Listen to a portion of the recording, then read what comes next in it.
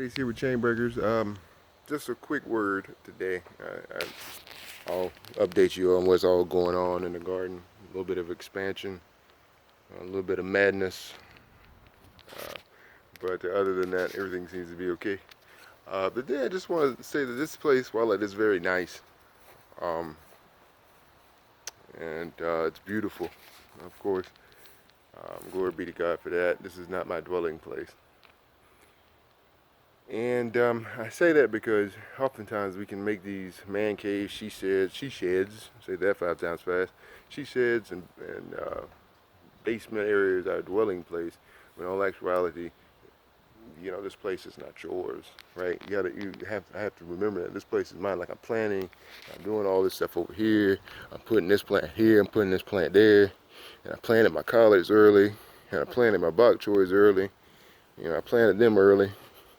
And all of a sudden, they're coming back up now, but all of a sudden that heat wave came through and wiped it out. My perfect dwelling place, my perfect plan, my perfect vision, it was wiped out. 98, 97, 96. Now, as a gardener, I should have knew, don't follow the herd, don't plant too early, but I didn't listen to that gut. I just wanted to plant because everybody else was planting, though I know they were wrong to be planting so early.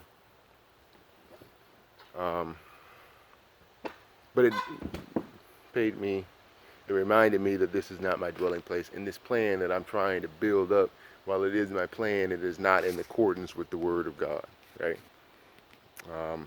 So I cannot dwell here. And it would do me no good to dwell in this place, to be quite honest with you, because I can only eat so much lettuce, I can only eat so much radishes and beans and eggs. Glory be to God for them, but I can only eat so much of that a day. I don't have no salad dressing back here. I ain't got, it's a bunch of stuff that you need in order to make this permanently your dwelling place. And if I were to dwell in this garden forever, bills would get paid. We would eventually get kicked out. There would be no money coming in. So I can't dwell here. I can love this place. I can like this place. I can even love it. I'll take that back. I can love this place, but I can't dwell in this place. And I say that as a reminder because not many years ago, but nearly a decade ago, I got hurt pretty bad and went through a dark period. And even in that darkness, and when I'm trying to figure things out, well, of course, my hand got hurt. I think I've said that in the early episodes. And I had to go through hours and hours of surgery, hours and hours of occupational therapy. Occupational therapy is so crazy because occupational therapy is just enough, just trying to get you back to your basic motor functions, right? I had to go through that. That's just the basic therapy to get you back to getting back enough so where you could just do actual things. And as a painter, as a drawer, as a gardener, as a person that had his whole life planned out, I'm gonna work on one of these big plants, make a lot of money, make some bread, then I'm just jet off into the sunset when I turn 45, 50, whatever it may be. Just like so many other people in my family have done. And when my plan was undone in a moment, like 5 minutes, I don't know how long it took, but 5 minutes or so, my whole plan that I had planned out, it went poof up in smoke. It was my plan, not God's plan. See, that story on that day was just being read in accordance with the Word of God. God was just reading the story. I wanted to read my own story in that moment.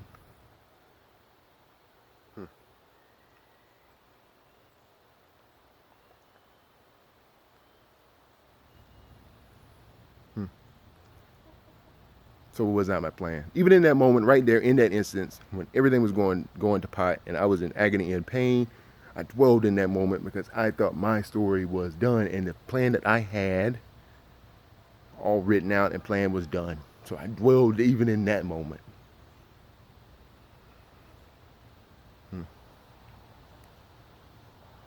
But back to the occupational therapy, you do enough to be able to do something. And I remember it like it was yesterday. I picked up a pencil, and I remind you, I can't feel a lot of times in my fingers. Some of my fingers, I don't have any feeling.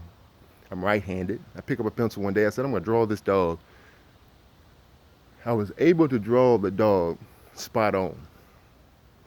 Not to say I was one of the best drawers on the planet prior to getting hurt, but I like my chances if we're going to get into a drawing contest or anything like that. I like my chances. I drawed the dog spot on. I was dwelling in darkness, but the God-given ability that I had shine through that darkness and it escaped past that battle I was having with depression. See, I was dwelling in my moment, but the God-given abilities never dwell in the realm of human. I know people that are 70, 80 years old, they can still cook with the best of them. They can garden with the best of them. They can build with the best of them. They are the best of them, because if you have any questions or answers, who do you go ask for about cooking? You ask your big mama. If you blessed still have your grandfather, your father, who do you ask if you have questions about maybe architecture or building or gardening or whatever? You ask them. Why? Because they still got the juice. The God-given abilities will only leave this earth when they leave this earth. Glory be to God. So as I sit there and I'm drawing the dog, I'm dwelling in my darkness, but my God-given abilities shine through it. Awesome. So even if you're dwelling in a dark place, remember what you have on the inside of you is not dwelling. And that fight that you're trying to fight, and I know that fight. I know the fight with the demon of depression. I know it.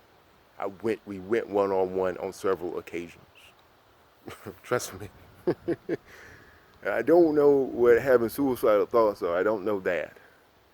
That's something I don't know. And I pray for you if that's where you're going down. But I ask for you to look inside. Stop reading your story. Stop dwelling in your moment. Stop dwelling in that. And look what cannot be destroyed. Look what cannot be broken down by our plans, by our visions. Glory be to God. So, I say all that. Well, I understand you probably ask them, why can't I dwell in a good place? Well, dwelling in a good place is okay. But if I dwell too long in my mind, I can become big-headed. If I dwell too long in my heart, I can get taken advantage of, I assure you. I assure you of that. I can get taken advantage of if I dwell too long in my heart.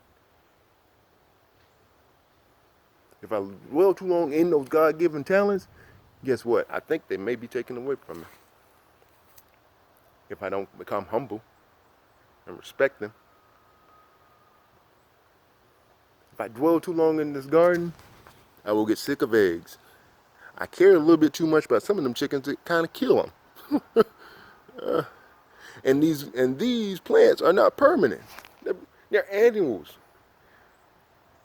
So unless I got some more seeds back here to plant, these will only go till April, May. I mean, till probably February or April. And then what will I do? Eat grass? Continue eating eggs? I ain't got no fire back here. I can't boil eggs every day. So even in these great places, I cannot dwell because it does me no good and I don't grow. I don't grow unless I come outside of my mind, unless sometimes I come outside from dwelling inside of my heart. If you got other problems dwelling in another place, you sometimes got to come out of them too. Because dwelling in other places, But I can't dwell here. I can open the gates and I can let what I do here go out there. If I got the gift and the juice of painting, I can still use and tap into my gifts and put my paintings in private galleries and private functions, which they have been. I haven't done it in a while, but they have been. Those eggs can go to people that I love. Those radishes and stuff like that can be pickled and given out to other people. I can open the gates in which the children come back here on a regular basis and dig holes and make mud pies and all kind of stuff. Because that's what this space is for. If you're truly doing something that is worthless grain and salt, you don't want to dwell in it.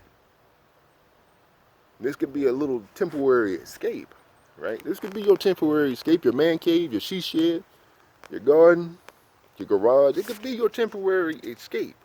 But eventually you got to take that car out the garage and go put it on the track and see what it can do.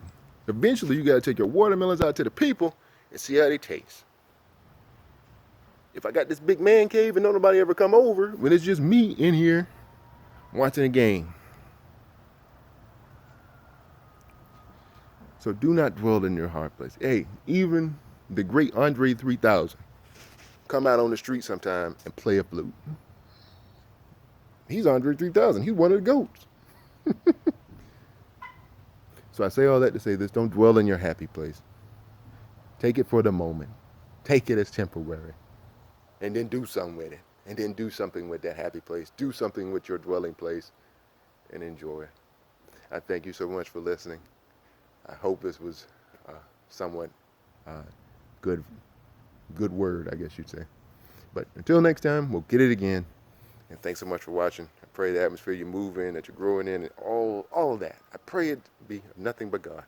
Hope you remain covered. I know you will remain covered. Thanks, guys.